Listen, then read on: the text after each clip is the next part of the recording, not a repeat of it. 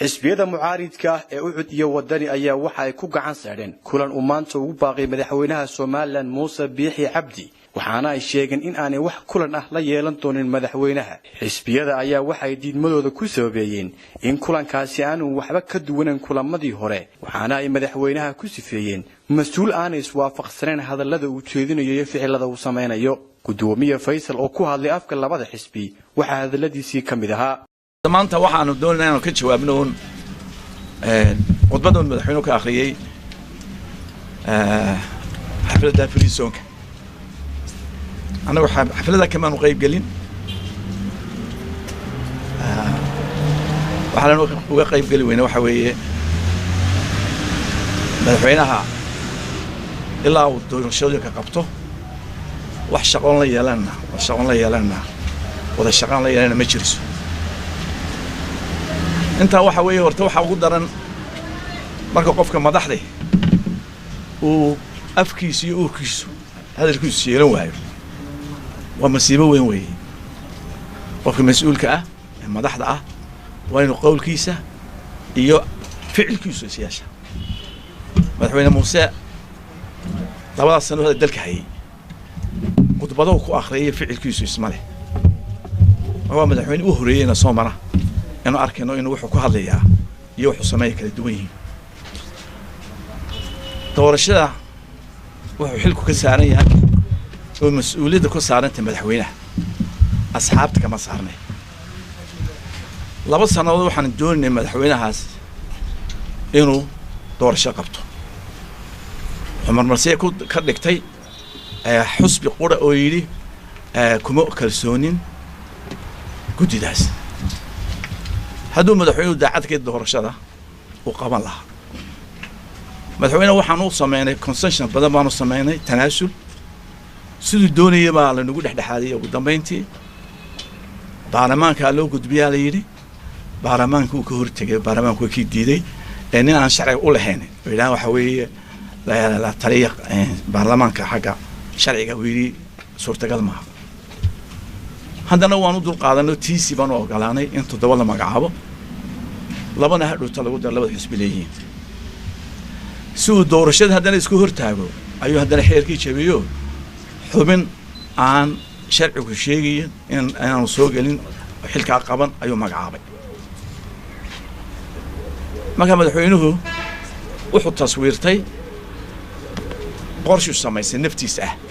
oo ah baarlamaankuna ha kordho guurtuna ha korodho taaduna ha korodho doorashadiisu waxaan u sheegnaa madaxweynaha doorashada maanta deegaanka iyo baarlamaanka iyo kursigiisu isku xidhan yihiin haddaanay doorasho dhicin madaxweyne noqon maayo Muuse ma noqonayo ma joogo runtaa idin sheegay hadduu doorasho diido dumaraadii way dhimatay talaabooyin kale waan qaadnaa oo kursigiisa aanu sii hayno anagu waxaanu sameynay oo sudna guddi baan isu qabanay guddidaas oo qabanay oo ogolaanay oo mandate siiyay anaguna aan siinay kalsoonidii ayuu saddex arrimo ku dhaqaaqay waxaan tusiyaa inuu daacadeen koow wuxuu sameeyay guddidii la isku haystay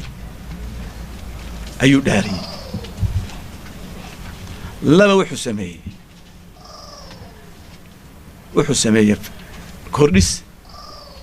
baarlamaan oo laba sanadood joogtiin in la isku haysto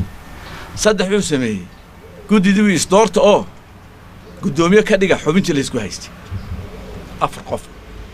ay doorteen laba qof ay ka hareen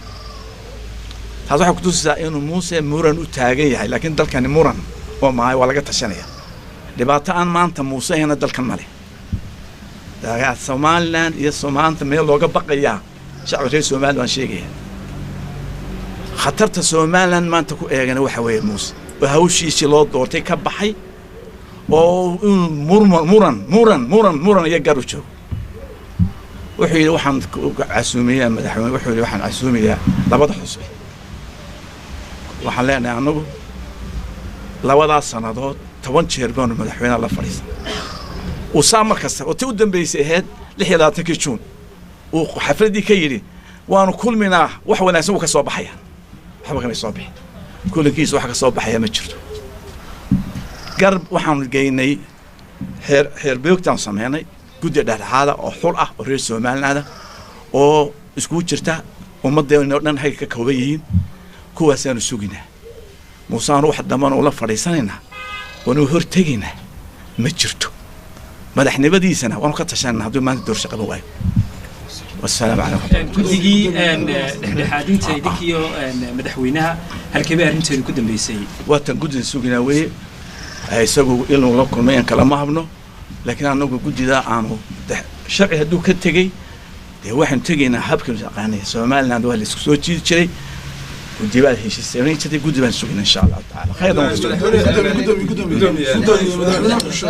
madaxweyne maanta ku sheegay in caasimadu saarantay saddex xisbiye ka heshiiyay doorashada waxaan idin ku baaqay in labadina gudoomiye la tashado biya ka mid joojiseen kulanka madaxweynuhu ku baaqay maanta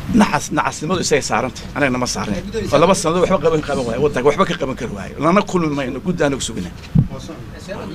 Cabdiraxiin Muuli Ismaaciil shabakada wararka News magaalada Hargeysa